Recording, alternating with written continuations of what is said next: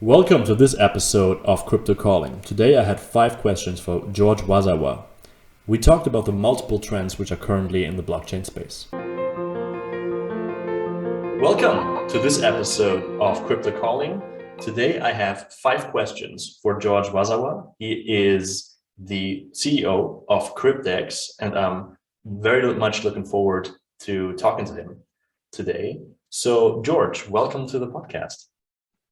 Thank you, Felix. Thank you for inviting me. I'm happy to be here. I'll just give you a minor correction. So Cryptx is a group of companies, so different. I'm a CEO of Cryptx Terminal, which is a one direction of Cryptx. All right, my bad. But I think you're leading to a very important part of the podcast already. The short introduction. George, would you mind introducing yourself and what you do at Cryptx Terminal? Yes.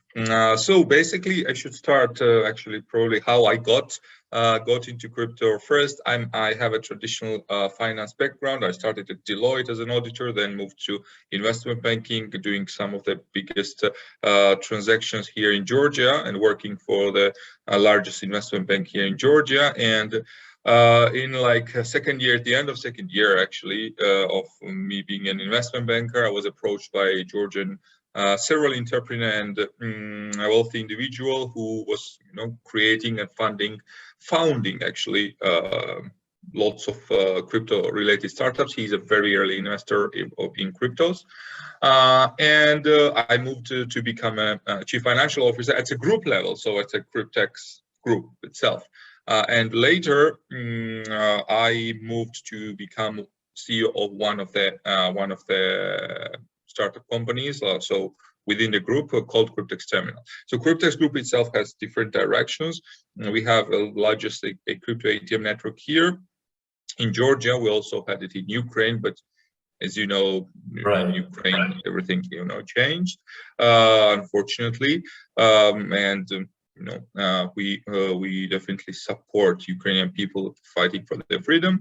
Another business that we have is that of Cryptx Terminal, which is a kind of, if you know 3Commas or Coinage or Shrimp.io, we built something similar.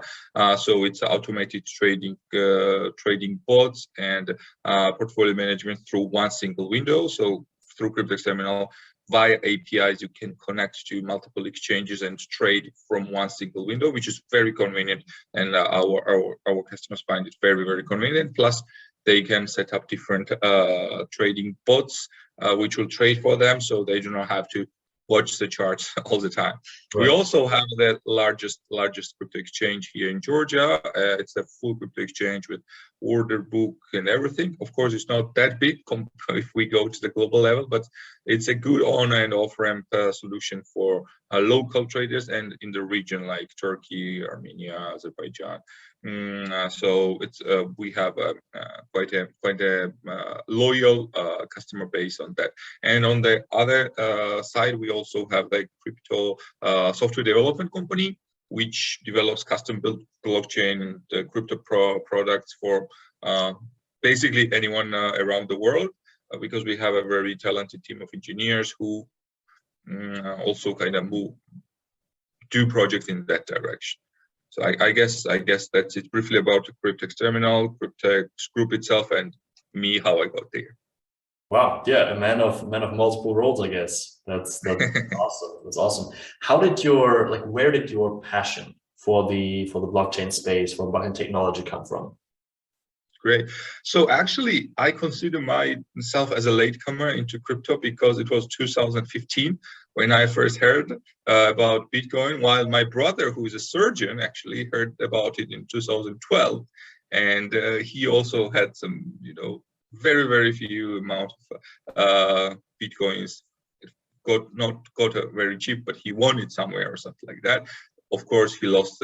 He doesn't remember the private key, so he cannot access it. So it's tragic for him.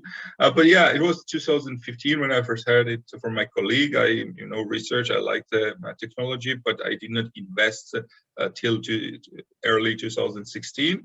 Of course, I have survived and recovered from the crash that has happened. I've also recovered myself from a lot of scammy projects that I have invested in during the ICO boom. So the experience was not that good, but there were still some successful ones that I'm proud of. But most of them, unfortunately, appear to be scams.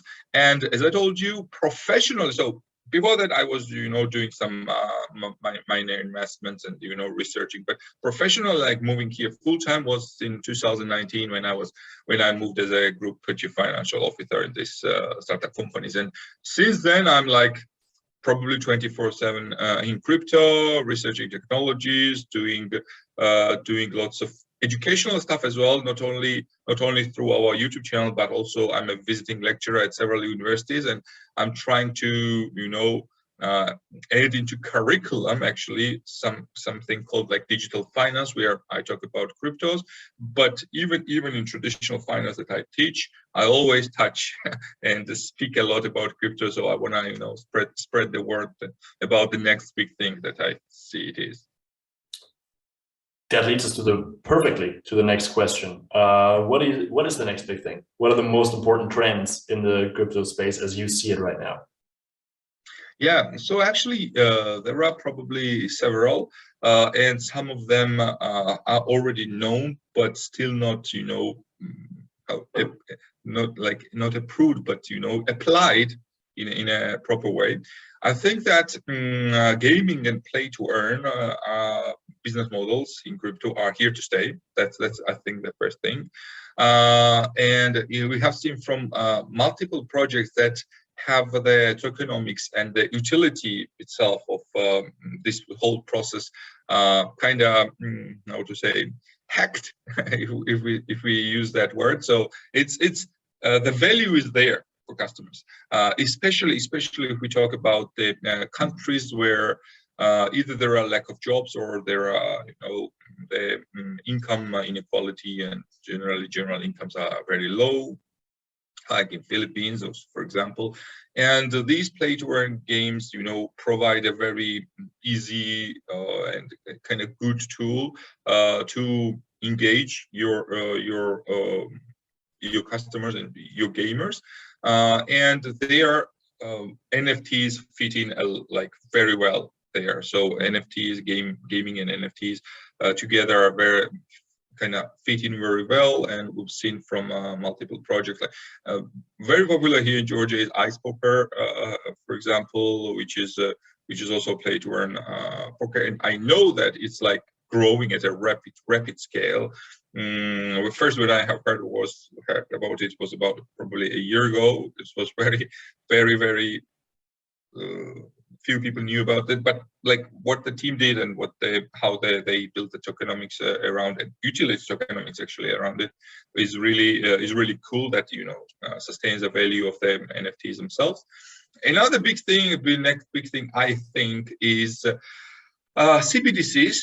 I think that as a lot of countries are exploring, and a lot of them are actually on the implementation stage already, of central bank digital currencies. I see that there's going to be value. Personally, my take is that it's a lot of crypto enthusiasts do not like this, and they say that it's like centralized, so you actually kill the whole sense of the blockchain. So when you make it centralized, and they also say, which I agree, that it actually gives central banks even more power, even greater power upon the policies and stuff. But I think that it's just a one way to look at it. And if you think about the potential benefits, like we already have some kind of wholesale CBDC like structures, which I'm not talking now about. I'm talking more about a retail CBDC. So as kind of solution to cash. So the same thing that cash does, so to say. And with this, I think that as more countries try to make sense of it and try to find applications, the total, how to say, the total utility for the whole ecosystem gonna increase. And as you know, remittances is one of the very big part. How money flows from developed nations to emerging and less developed nations. So, and there are lots of friction now, right, with these companies. On average, as World Bank estimates, about more than 6% of the total remittances go to fees. Yep. So potentially with the CBDCs, with the interoperable kind of CBDCs, I think that part will be like the interest rate, like fees, will be decreased. And another thing, probably the last one that I would say now, is chain interoperability. So different chains interacting with each other, bridges and stuff. I think that's also something that's emerging and something that's very necessary, because with this mostly EVM compatible, so Ethereum virtual machine compatible stuff, make it very easy to do the interoperability and the implementation of this. So different chains interacting with each other is very important for the whole ecosystem to thrive. So I guess those are the ones that I would mention. You touched on two major trends that I also see, and that I also want to pick your brain about. First one is NFTs, and the second one is CBDCs / using cryptocurrency as a means of official currency, legal tender, stuff like that. Mm-hmm. Let's touch on the NFTs first. How do you see the space? You actually mentioned pay to earn solutions there. How do you see the space in general? Do you see it's more hype, or is the underlying technology well appreciated by everybody who currently looks at it, or what's your take? So I definitely think that 80% currently, what current situation tells me, is 80% of it is hype. Yep. People just want to get rich fast, which has been there for a long time, especially with the greed that we inherently somehow have as people, so to say. And lots of people, that's why actually do not, of course, get rich fast, and they lose money because they are, trying to catch a train that has already left, so to say. But they are kind of fed by these huge amounts of money that some people pay for different kind of NFTs. But what I think is an NFT, as a technology, so to say, is that we still are exploring the ways that NFTs can be applied to real life. It's like a digital signature, right? So potentially the usage of it in the music industry is huge. Potentially, that's not kind of, it's untapped stuff yet. People about NFTs, they always think about OpenSea, for example, and buying something and selling something like the digital art or something like that. Yeah, so music, that's a one application that I see could strive. Gaming, as I already mentioned, they are NFTs and this variables, as they call it in the games. That's a very good and kind of productive and convenient application of it.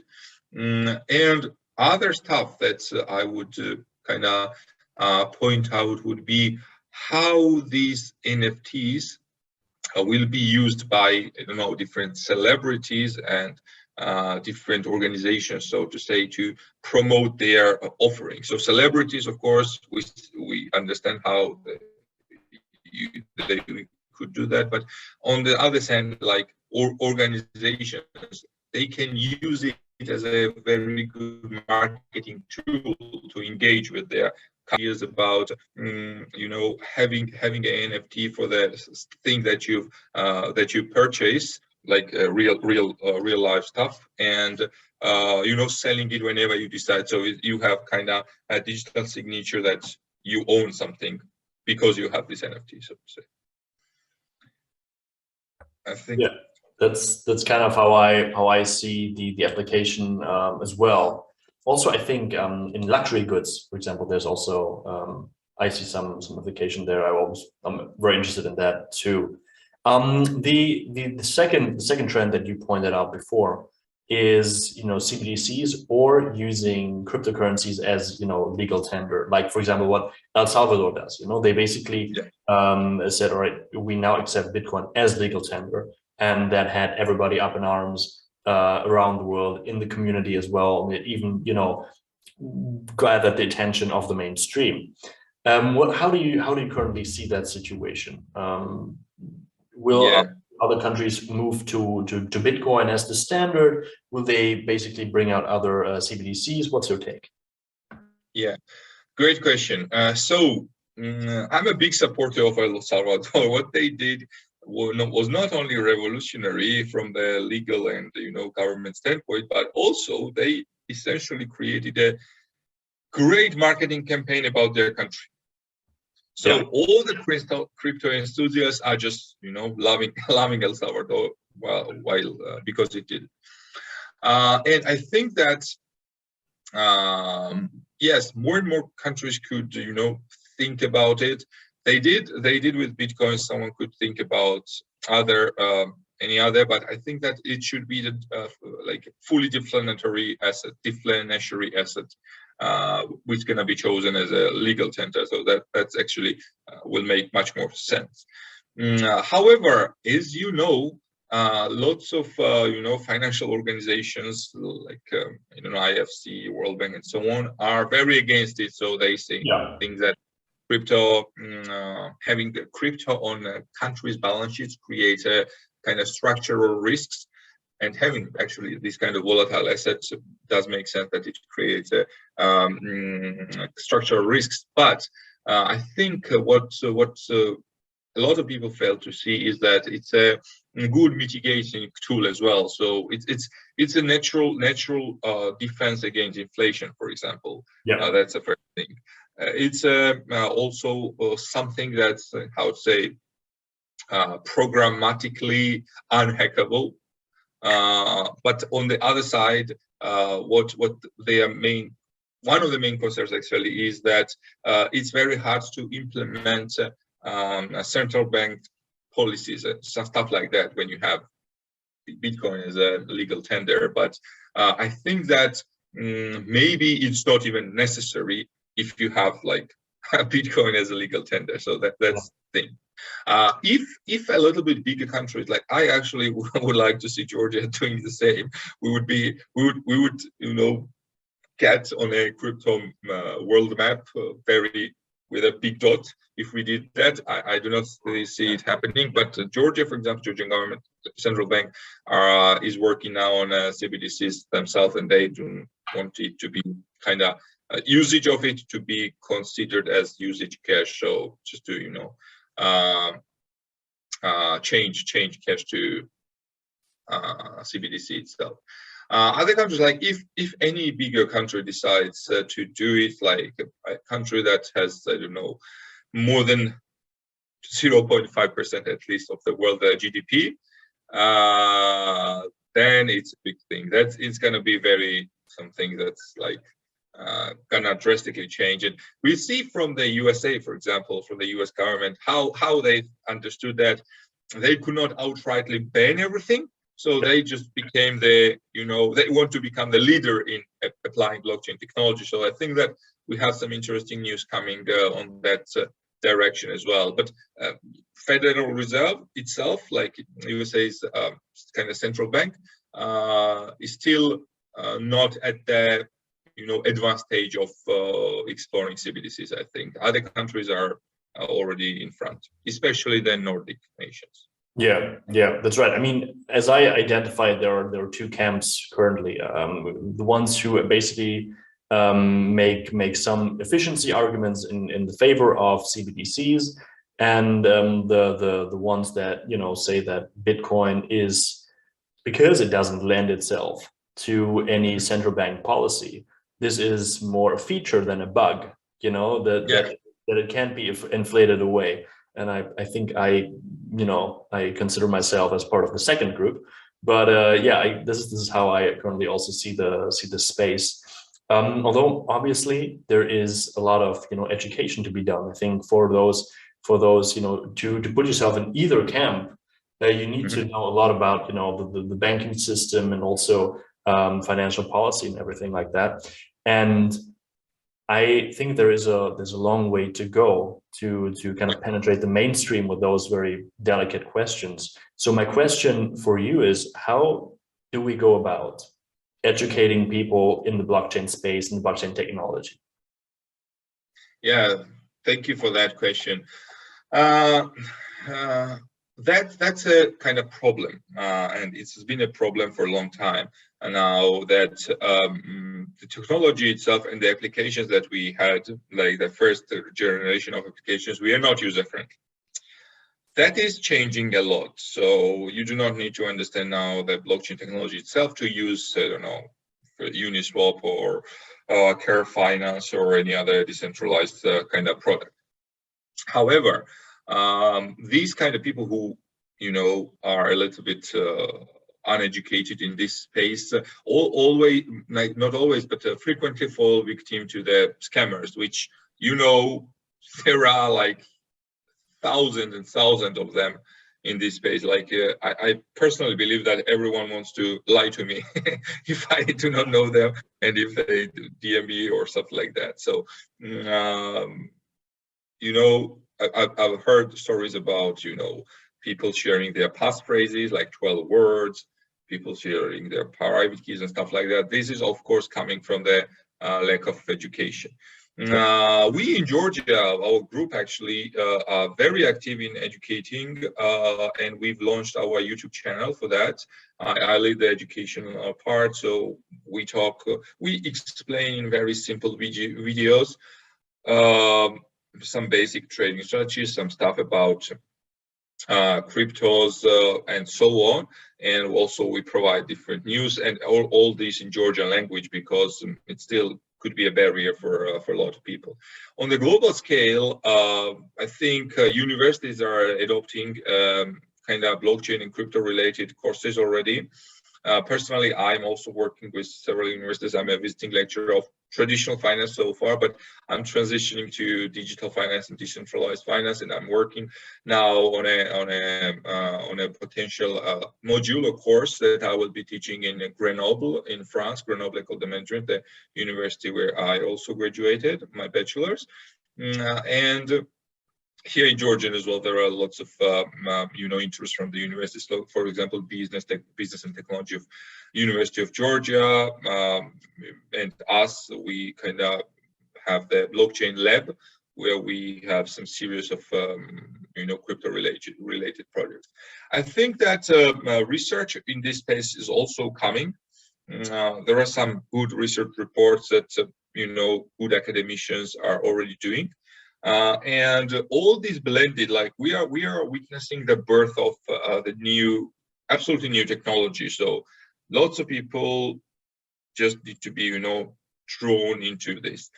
Yeah, I think another thing good thing is what exchanges are doing. For example, I love Binance Academy. Binance Academy's articles are very onto the point.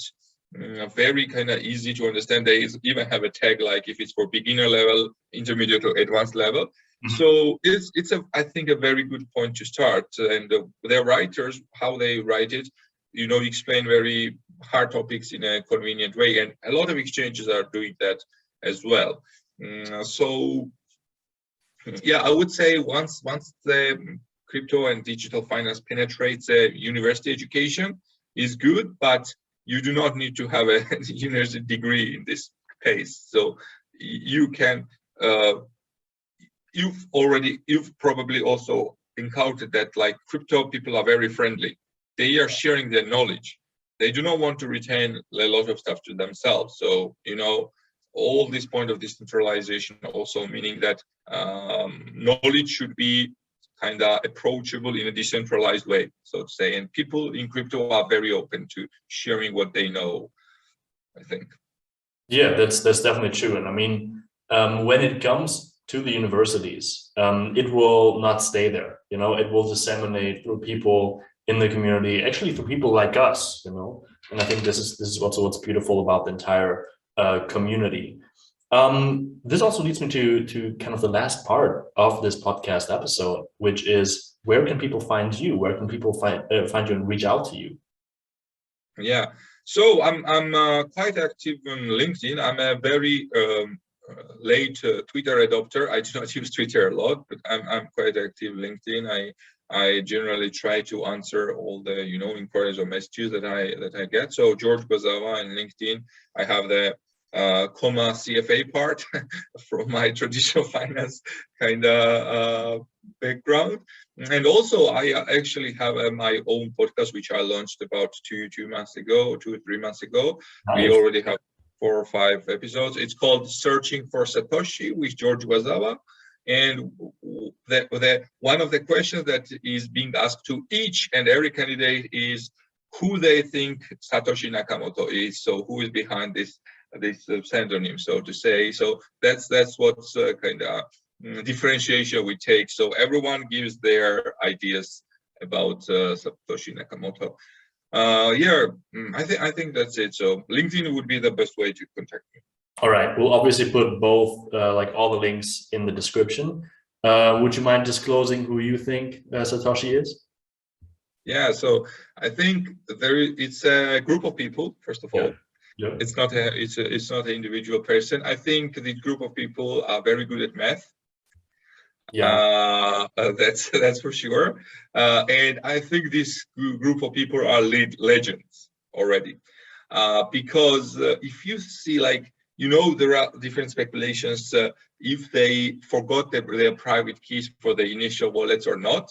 I think they did not. I think they have these private keys stashed up somewhere, or maybe they destroyed it themselves. But the fact that no one is touching the cryptos mined in Genesis blocks and in subsequent blocks, where the only miner should be the people behind Satoshi Nakamoto, or if it's a person, then Satoshi Nakamoto it's themselves. This fact itself, I think, tells us a lot about these people who created. So they are really visionary, really legends already. And if we found out if they are still alive, for example, if we found out who they were, I think it would have unpredictable how to say, factor for the crypto and Bitcoin prices themselves. Right. That's a good hypothesis. I can get behind that. Awesome. Thank you so much. Thank you so much for coming. Also, thanks to our listeners for giving us the time. I had a lot of fun. There was a thank you, Felix. Yeah, I always love that.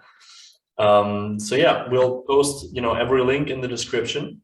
And again, everything that's left for me is to say thank you, and also to our listeners. We'll see you next week for another interesting episode. Thank you, Felix. Thank you very much for your time, and I was happy to be here. Alrighty, have a good time. Bye-bye. Bye-bye.